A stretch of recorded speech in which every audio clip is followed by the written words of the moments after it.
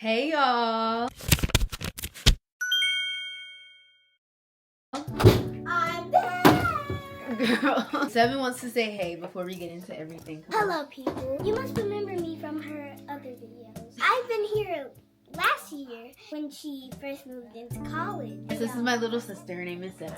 And we're matching. Bye, y'all. Bye y'all. I'm here. You know, I had to come back and I had to do 19 things that I've learned at the age of 19 for y'all. Because if you don't know, I'm 19. Next year in May, I'm turning 20 actually, which is kind of scary. I don't want to think about that right now. This year overall was a pretty crazy year. I've went through some things that I've never been through before. Oh yeah, I'm also back home in my room. This chair, I pointed this out in other videos, so you're gonna hear this a lot during the video. I'm just here to talk about my life experiences. I typed up a lot. The first thing is that fear is useful for certain situations, of course. How I feel like I learned this lesson is because I went through a crazy situation earlier this year. It's where I had to protect not only myself, but the people around me, and I had to prepare for a lot of different things. The fear was like motivation to get things done so that I could be in a better situation. Whereas if I didn't have that fear, I wouldn't have had the drive to get the things that I needed to get done. Well, in that case, that's what I mean when I say fear is useful, because it drives us to do things that we really need to do in order to protect ourselves. What you put out into the world is what you get back. Your energy, your attitude, and your actions will always be reflected back to you in many different ways. Kindness brings kindness, negativity brings negativity. You can't do someone wrong and walk off into the sunset. So this is actually something my mom said, and I was like, oh, you ate with that one. You kind of ate that. I was like, oh, wise words from the mom. Basically, it means you can't harm or betray someone and then simply leave without facing the consequences or taking responsibility for your actions. So it's basically saying what JoJo Siwa said. It's like, no matter what, you will always be held accountable for your actions, even when you don't realize it. Fourth lesson. Being prideful gets you absolutely nowhere. But some people have this self-importance and this pride that makes it harder for them to connect with others on a deeper level because they're too busy trying to make things seem a certain way that they aren't. It's this thing where they can never be wrong, or they can never make mistakes. They can never take accountability for their actions. In order to grow, you have to be open to other people's thoughts and their opinions and their feelings and their criticism, open to holding yourself accountable. This year, I've learned that I can be prideful. I had certain situations where I would make it seem as if certain things didn't bother me, so I could seem like I was handling it better than the next person. I would be like, oh, you know, this ain't bothering me, like, what are you talking about? I'm fine, but I was struggling. But I learned that there was nothing wrong with feeling bad about something, and I learned that it's okay to say that I'm hurt about something if I am hurt about something. It's okay to say when I'm wrong. It's okay for me to get help if I need help. There's no reason why I should be covering up or hiding these feelings. Just authenticity. I just learned that vulnerability and accountability shows strength more than anything, and hiding does not. Fight for yourself no matter what the circumstances are. It is important to stand up for yourself no matter what the situation is. No matter how hard you gotta fight. Going through a lot of situations where I had to stand up for myself. Okay, I got this. As long as I fight for myself and as long as I have a goal, there's somewhere that I want to get with this, or if I want to get out of this, I can, and I know that I can because I continuously fight for myself in every situation. And I'm here to tell you to please do the same. It's easier said than done, but the more you fight for yourself, the stronger you will become, the more likely you are to get out of any situations that you do not want to be in. Stop and take life in. And oh, my eyelash. This reminds me of Ferris Bueller's Day Off. Ferris Bueller says, life moves pretty fast. If you don't stop and look around once in a while, you could miss it. While I was at college, I was where I had been wanting to be for a long time, and I had worked hard to get there, but it's like once I got there, everything was just moving so fast, and I forgot to take the time out and realize that I was where I had been dreaming about being for the longest time. I had to remind myself to just chill, stop, and take everything in, whether it was my dorm, the people that I'm around, just to be thankful and appreciative for everything that I have, and just to be in the present moment, like not being president. Wow. not being present and living in your head can really make you miss out on some good stuff. Just like you're always on to the next. So I'm here to tell you to stop wherever you are. Take this moment to just sit back and just look at everything around you. Point out all the good things that you have going on in your life. Don't let anxiety stop you. This first step to working through anxiety is accepting the fact that you have anxiety. Pushing through in even small ways.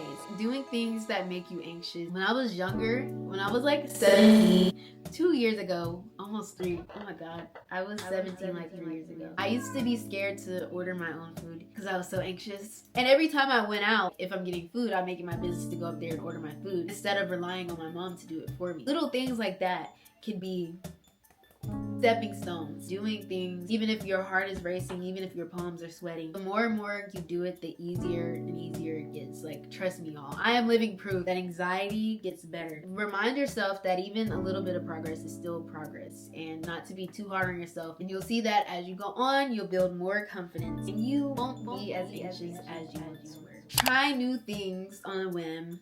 Maybe you'll love it. I feel like it is important to stay curious. Just try things that you never tried before, that you never thought you would try before. Expand your horizons. We're young. We have all this time. Even if you are an older person, you don't have to be young to try new things. I say go for it. Go take that class. Try a new food that you never tried before. I feel like new things like that, it makes life more interesting. It makes life more fun. If you're watching this video, go try that one thing that you didn't want to try for the longest time. And tell me how it goes. Letting people and things go is a part of life. It's natural. And of course, it can be hard to release things that we are attached to. Whenever you're releasing something, right, you're also letting new opportunities come in. You're letting new relationships and new experiences come into your life. You know what they say?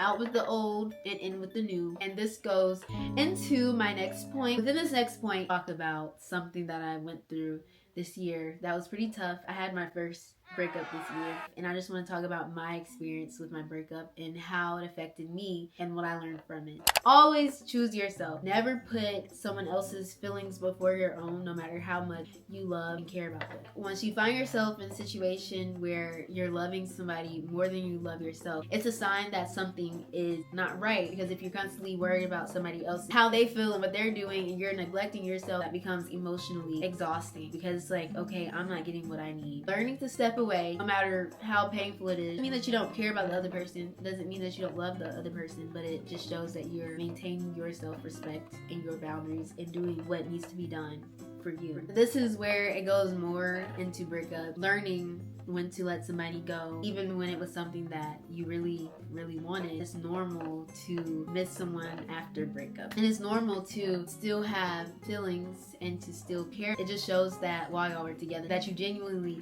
loved and cared about them. Just because you feel those emotions doesn't mean that you have to, backtrack. Even though it is easier said than done, you have to remind yourself that the breakup happened for a reason. You have to give yourself time and grace throughout that whole entire process, and remind yourself that there's no right timeline on healing from a breakup, and it's okay to grieve.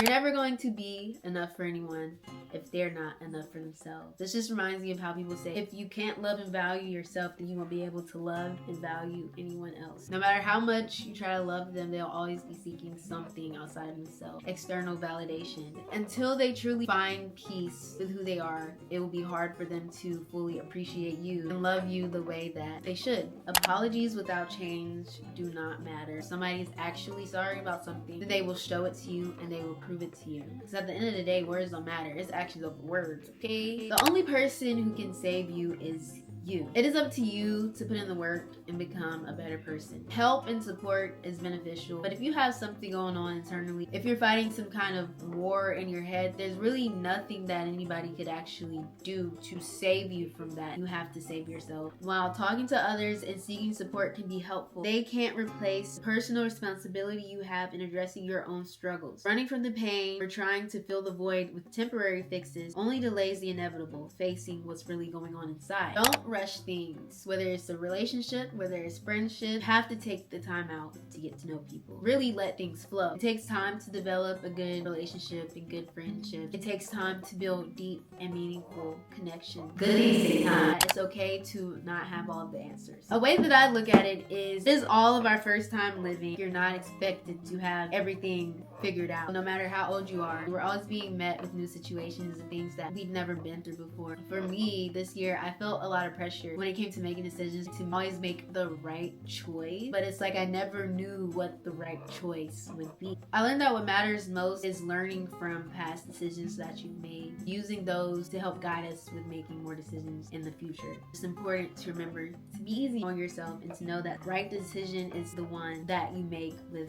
the best intention. So this is going to be a long one, and I'm about to get very vulnerable. Now everybody's about to know how bad I was struggling. Do not let pain ruin you. Kind of gonna split this up because I'm gonna talk about different quotes. First quote is, "It's not what happens to you, it's how you respond." It's how we choose to react to difficult situations, whether it's setbacks or losses or anything. It's either you're gonna let it help you grow, or you're going to just let the pain consume you, letting it turn you into a bad person when it doesn't have to be that way. It's definitely easier said than done, but you do have a choice at the end of the day. Now the next quote, "Don't protect your heart by pretending you don't have one." Do not change the way that you love and connect with others just because you've been hurt. And it's so easy to avoid vulnerability and disconnect, build walls to avoid being hurt again. But whenever you do this, it ruins the opportunity for you to have deep relationships with people and heal the way that you should. This is actually a path that I almost went down because I had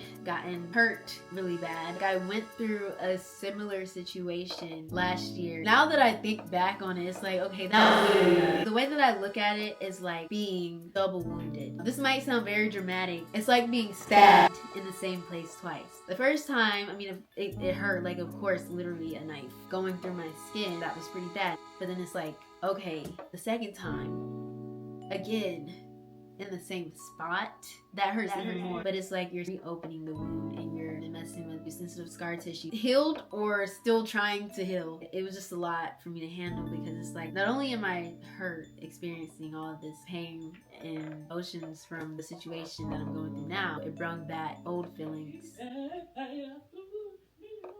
It also brought back old feelings from the old situation. All the hard work that I did to heal myself was now undone and I have to start over. And it just hurt 10 times worse. All I felt was an overwhelming amount of pain. I was just like, I don't know how to stop this. I don't know how to stop myself from bleeding. The first instinct was to pretend like I didn't have a heart anymore, to numb myself because I didn't want to feel the pain and I didn't want to ever go through that again, and wanted to pretend like I didn't care about anything or anyone. But then that's when I had to check myself and I had to remind myself who I am and the type of life that I want to live and the type of connections that I want to have with other people. Who would I be if I didn't care about people as much as I do? Who would I be if I didn't love others as much as I do? Who would I be if I wasn't tender-hearted? I would be sad and miserable with only surface level connections, and that's not how I am. The fact that I live with hope is something that really helped me out within this situation. I just know that there are people in my life already who appreciate me for how I am, appreciate the love that I give. I know that someday there will be someone, there will be this dude, there will be someone who will be able to love and appreciate me the same way that I love and appreciate them. So I had to set this rule for myself. No matter how many times I get hurt, I will not allow for somebody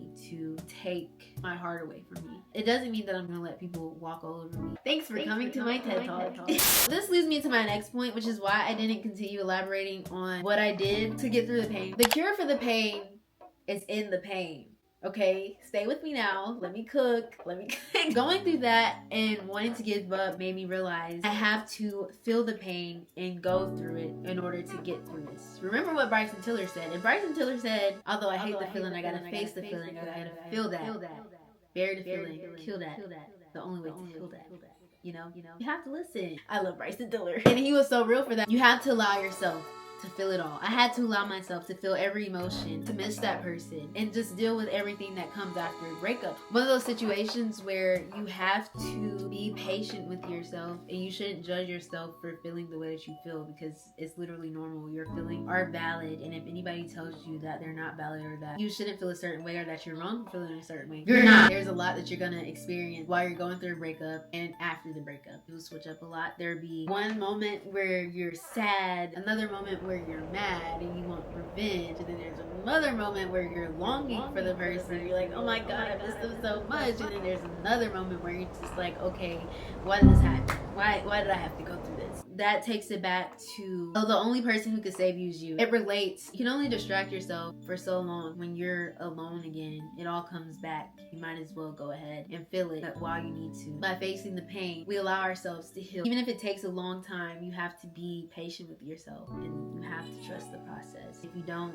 face it head on, it just lingers, and it shows up in many different ways until you actually do put the work in to heal from the pain. I am living proof that it gets better. Those unwanted emotions that you have, that it goes away. There's a lot that I had to do in order to get over things and to get where I am today. Because when it first happened, I was like, okay, I don't know how I'm going to heal from this. I don't know how long it's going to take me to heal from this. And I thought that it would take me longer than it actually took me to get to where I am today, where I feel a lot more at peace by myself and with myself. The thing that I did is that I did talk about it. I journaled so many times. I typed up stuff. I was like, how many times am I gonna have to talk? How many times am I gonna have to write this down? How many times am I gonna have to type this up before I start feeling better? It's gonna get better. Listen to your parents. When I say this, to talk about my mom specifically, because she would tell me about situations before they happened. She'd be like, Lyric, don't do that, because if you do that, then it's gonna happen, and then you're gonna feel like this. And then you're gonna wish. She just told me that certain things would happen, and they always happen the way that she said that they would happen. I'm like, okay, maybe I should listen to my mom. Maybe I should start. Maybe, you know, maybe I should start being on it. Let me go ask my mom how she feel about this situation before I dive in, because the fact that I didn't listen, of course, I learned a lot on my own, but there's a lot that I could have avoided if I would have listened to her.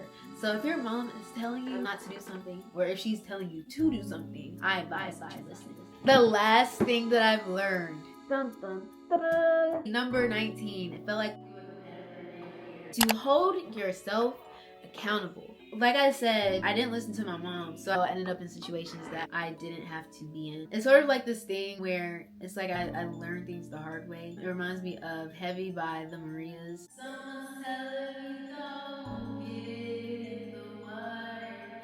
What have I done? The way that I look at holding yourself accountable, owning your choices, your actions, and the consequences that come with them. It's like recognizing the role you play in your own suffering, the certain decisions that you made that has gotten you to where you are today. When people tell me not to do things and I do it anyway, I just be being stubborn. But it's not that I want to learn the hard way. It's that I want to see what it would be like firsthand. It's this other thing that I read. It says you may get wet, cold, or even struggle to swim, but in the end you walk away with wisdom you didn't have before. And that's what accountability is. Taking those lessons, applying them, and moving forward. So yeah, that's all that I've learned at the age of 19. I probably learned a lot more. I really hope that y'all enjoyed this video, and I hope that I was able to help out people who can relate. What I want you to take from this video is accountability. No, I'm playing. It's been a pretty eventful year. If I get heartbroken next year, I'm gonna need somebody to backhand slap me. I really hope that y'all have a good 2025. Hopefully 2025 treats us well. It will be better. It will all be better. It'll be better for all of us. I think I'm gonna stop doing this little series. I'm gonna stop doing it at the age of 20. Next year will be my last year. Maybe I'll come back when I'm like 50 and be like 50 things that I learned at 50. I might replace it with something else, and then I won't be exposing myself anymore, because all of y'all know how much I struggled this year, and everybody knows, and I don't know what to do about the fact that everybody knows. But since you made it to the last few seconds of this video, you might as well subscribe and do some more videos. I'll see you in my next video. Bye.